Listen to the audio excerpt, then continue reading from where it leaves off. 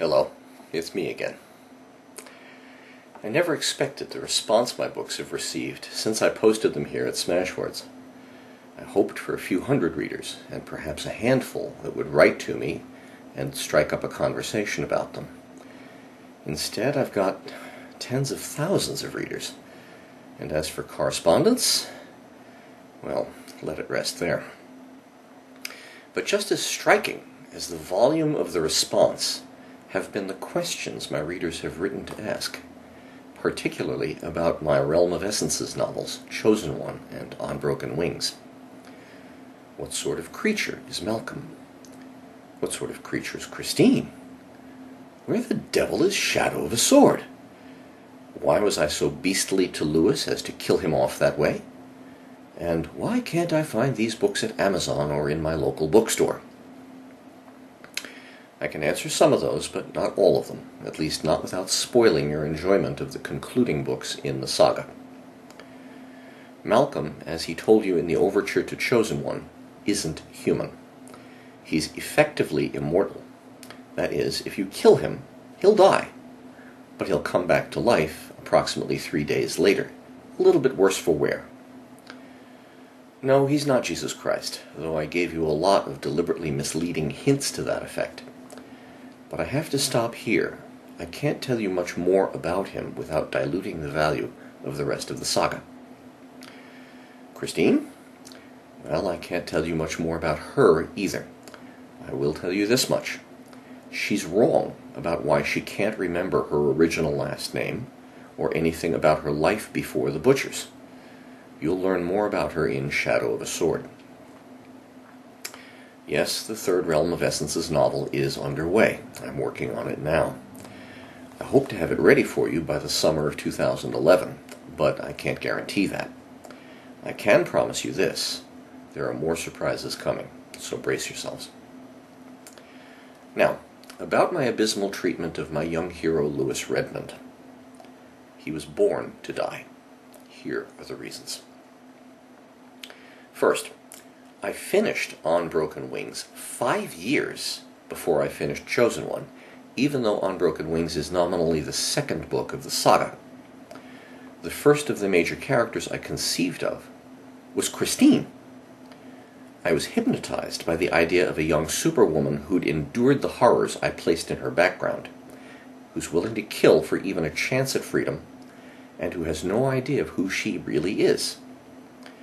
Malcolm and the Realm of Essences backstory came second. But I knew I couldn't just airdrop Christine into the real world. She had to have a protector, someone who would shelter her and teach her what she needs to know. That's what gave rise to Lewis. So Lewis was conceived as a supporting cast character. His original significance to the saga was quite limited, but he got away from me. He got to be too brilliant, too powerful, and too good.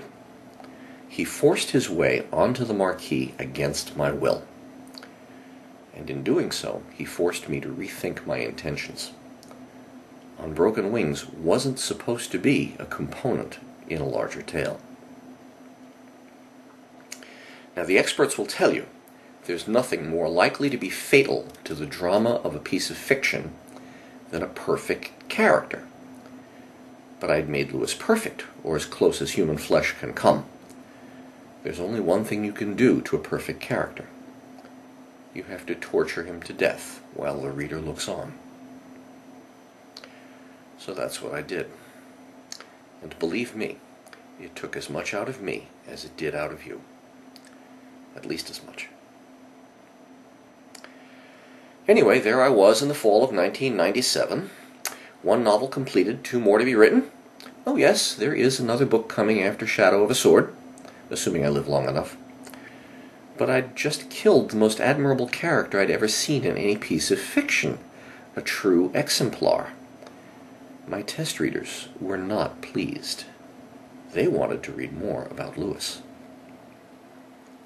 So I sat back down to write more about Lewis. The stories I wrote about his young manhood eventually became Chosen One, which is now the first volume of the Realm of Essences saga. And as you know if you've read that book, I kept on being unutterably cruel to him. I had no choice. About print versions, Martin McPhillips, the author of Corpse in Armor, and I am not kidding when I say this, Martin's book is absolutely the best thriller I have ever read and well worth your money. Well, Martin encouraged me to look into Amazon's CreateSpace subsidiary, which produces print-on-demand paperbacks for a very modest fee.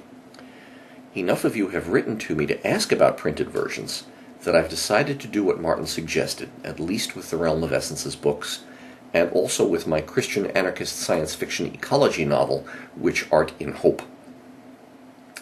Because they're print-on-demand, they'll be a little pricey, about $15 per copy.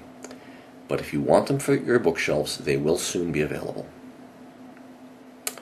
Finally, thank you. For many years, I wrote for my own pleasure and for a very small number of close friends who claimed to enjoy the results. But it's very hard work. Every added reader helps to validate that work, make it feel more worthwhile. And though I don't know the names of even 1% of those of you who've read my books, I love you all. Be well.